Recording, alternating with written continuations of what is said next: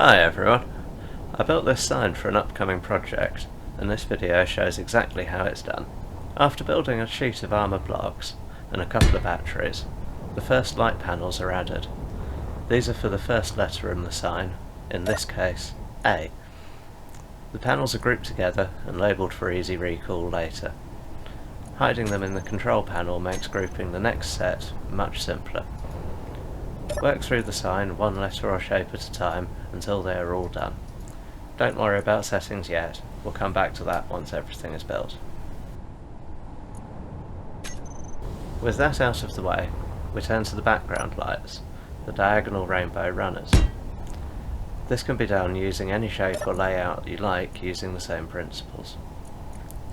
In a similar vein to the lettering, one line is placed, grouped and hidden, and then the next. I set the group names to be the same, but with numbers after them to represent the position on the sign. In total there are 61 diagonal lines on the sign. It's worth noting that the diagonals skip over any positions occupied by the lettering, which is how the background versus foreground effect is achieved. I found myself checking the last group number a lot on this part. I can't help but count out blocks as I place them, and then I forget the number I was meant to remember.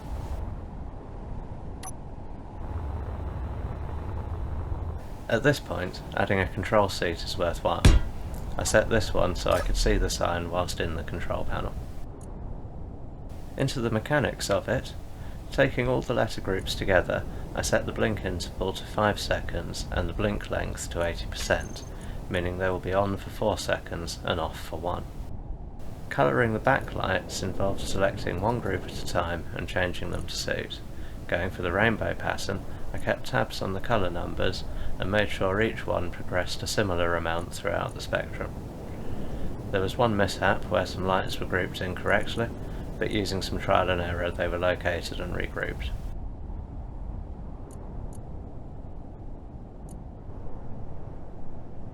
The letters were coloured in using the same pattern, but set to contrast with the background behind it. To animate the background and create the runner effect, every relevant group was selected and the blink interval set to 6.1 seconds, which splits nicely into 61 groups, but isn't strictly necessary. The blink length is set to 20%, meaning that proportion of the background will be lit up at any one time. The fiddly bit is with the blink offsets. Each group must be individually set, starting on one side and working through to the other. We have up to 100% to play with, so I chose 1.5% steps, which uses 91.5% of the available time. The remainder is lost off the right hand side of the sign, and since it is less than 20%, there will never be a completely dark background. Once all are set, they blink in a chain rather than all together, and this gives the impression of a running light.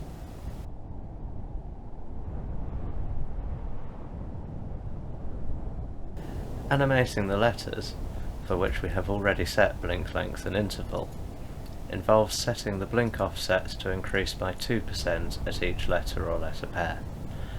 This is because we have a blink length of 80%, leaving 20% dark and 10 positions on the line. This results in the sign turning off and on in a run from left to right.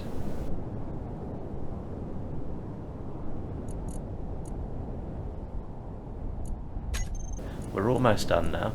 The last step is to have a little play around with the light settings to find the best brightness, radii and intensity for them. I landed on 7.5 meters for the background ones, since this spreads their light over any turned off parts of the lettering. I hope you found this video informative. It took me about 2 hours to build this in creative mode. Thank you for watching. Please check out the channel for more videos, and like, comment and subscribe for upcoming content.